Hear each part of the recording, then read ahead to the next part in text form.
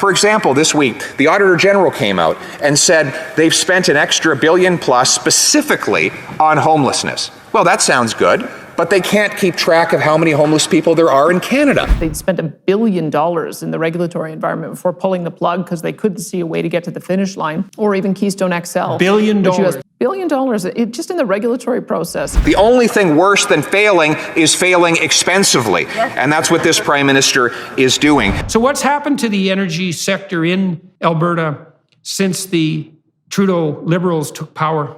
It's been devastated since 2014. And then you had the Keystone XL project as well, which U.S. President Joe Biden canceled within 5 seconds of becoming president. I've never seen a Prime Minister who is so desperate to have more power with less responsibility. I don't know how much your family has received from this organization, which you tried to give $500 million, really. Can I answer for you? I'm waiting. You haven't done an answer so far. Let's make this the first one. It wasn't obvious to me that he had the preparation for the job. My understanding is there is a misunderstanding of the minister's words. Well, he's lying. How is it even possible to spend $186 billion without a plan? Honorable Minister. Mr. Speaker, I ask, what is the plan to spend $180 billion on infrastructure? And he says, we got 20 buses. Congratulations.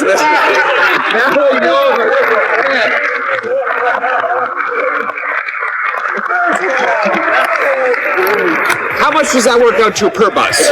If Mr. Trudeau's last name had been anything other than Trudeau, he wouldn't have ever been the leader of the Liberal Party or the Prime Minister of Canada. And it was only after police told us that they needed this special power. The advice that we were getting was that that law enforcement needed the Emergencies Act. A very strong consensus among law enforcement that the Emergencies Act was necessary. Did you ask the government or representatives for the invocation of the Emergencies Act? No, there was never a question of requesting the Emergency Act. Did yourself or anyone in the OPS request the invocation of the Emergency Act? I did not make that request. I'm not aware of anybody else in the Ottawa Police Service who did. We have heard from police officials at this committee and at other committees in this Parliament. To date, none of them have indicated that they've actually asked for the invocation of the Emergencies Act. So who actually asked for it? My understanding is there is a misunderstanding of the minister's words. Bet their own money on gateway casinos. Well, it turns out nobody. Of course, the company was just downgraded to junk status, and its parent company lost 95% of its value on the stock market before being delisted altogether. In fact, financial experts in Toronto say the company vastly overvalues its assets. But there's someone who would invest other people's money in it. The casino just got the jackpot of $200 million from this government. With the financial genius over there who invested $200 million of our tax dollars in this failing casino firm, please stand up.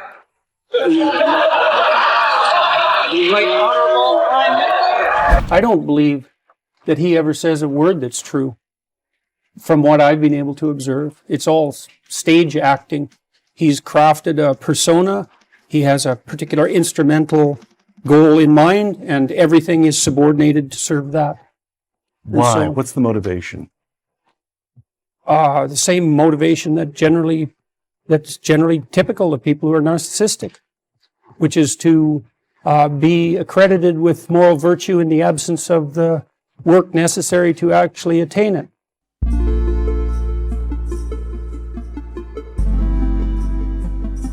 Thank you very much, Mr. Speaker. You can't help when you take a walk through this country feeling like everything's broken. Inflation is at a 40-year high. 1.5 million Canadians visited a food bank in a single month. In the GTA, the Greater Toronto Area, that number was 180,000 in one general metropolitan area. 1 in 5 Canadians are skipping meals because they can't afford their groceries, and about half of Canadians are $200 or less away from insolvency.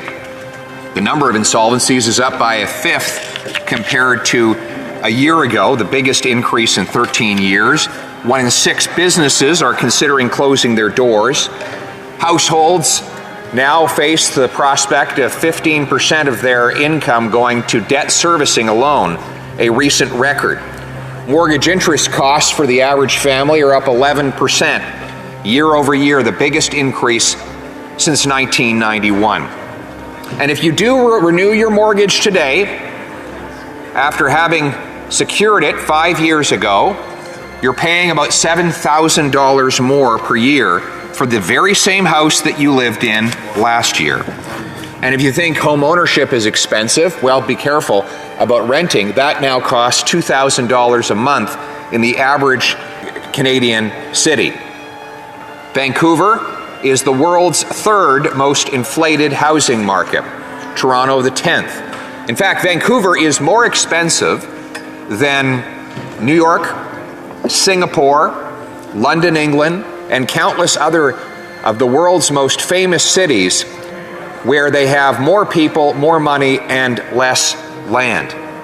And if you took a walk out of your house onto the street, you would find yourself more in danger of being attacked. 32% more, in fact. That is the increase in the violent crime rate since this Prime Minister took office. In fact, there were 124,000 more crimes committed this year than in 2015 when the Prime Minister came to office. There were 788 homicides in Canada last year. That's up from 611 back in 2015, another 29% increase. 92% increase in gang-related homicides, 61% increases in the reports of sexual assaults since 2015. Police-reported hate crimes are up 72% over the last 2 years alone. This, after the government tells us it is investing so much of its rhetoric and its money in fighting racism. We see hatred and hate-based violence increase by 3/4. 31,000 Canadians lost their lives to overdoses. If you take a walk down streets like East Hastings in Vancouver, you will see tent cities where adults are laying face first on the pavement, having just completed their most recent dose, not sure whether they'll actually awaken, where police and social workers literally have to scour the streets 24/7 to check pulses of people lying on the pavement, not as extraordinary circumstances or one-time emergencies, but daily events. In fact, there were 71,069 Canadians who died of overdoses in 2021. 21 people are dying every single day of overdoses. That is up from 11 per day. More than 6 million Canadians do not have access to a family doctor. And now, the most simple expectations that we have for our health, like going into a pharmacy and getting painkillers for our children, has now become out of reach. Canadians are now forced to drive south of the border to get the same medications that are not available on this side of the border. In fact, according to an association of pharmaceutical wholesalers that represents businesses in 19 countries, only Canada is suffering from these shortages. You know, meanwhile, speaking of the rest of the world, there are still people who want to come here, and we hope they do, but 2.6 million of them are waiting in immigration queues. Over 1 million have been waiting longer than the acceptable wait time. And when they arrive, they would arrive in one of the worst ranked airports on planet Earth at Pearson. Montreal is not far behind when it comes to records for delays. The Port of Vancouver is now ranked 376th out of 380 ports around the world. And speaking of getting people into the country, 10,000 Canadians were sent wrongly into quarantine by a $54 million app that we didn't need, that didn't work, and it could have been procured for $250,000. And speaking of building stuff, whether it's apps or anything else, our country is now ranked the second slowest for the time it takes to get a building permit. The average building permit takes over 250 days in Canada, but only 28 days in South Korea.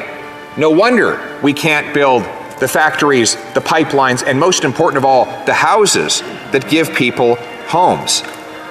We import 130,000 barrels of overseas oil every day, even though we have the third biggest supply on planet Earth. All of these things are broken. And what's most interesting about them is that they all happen under the Prime Minister's watch while he refuses to take responsibility for any of them. I mean, any one of these things in isolation would be considered a catastrophic embarrassment. But together, they show the story of a country that can't get anything done, that has accepted dramatic reductions in its quality of life and its expectation for what a person can receive living in this country of ours. The Prime Minister, who is in charge of the central government, ought to take some responsibility, but he takes none. 40-year highs in inflation. Oh, he says it has something to do with the war between Russia and Ukraine, even though inflation was already 2.5 times the target before the war even began, and less than 0.3% of our trade is with Russia and Ukraine combined, and the stuff that they produce is stuff we already have here. He's not responsible for the massive increases in costs.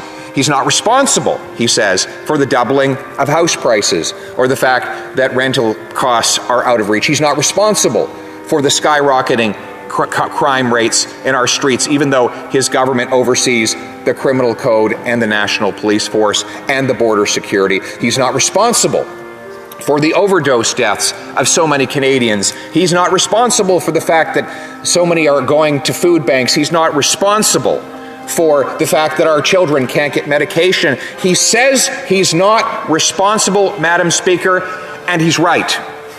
He is not responsible.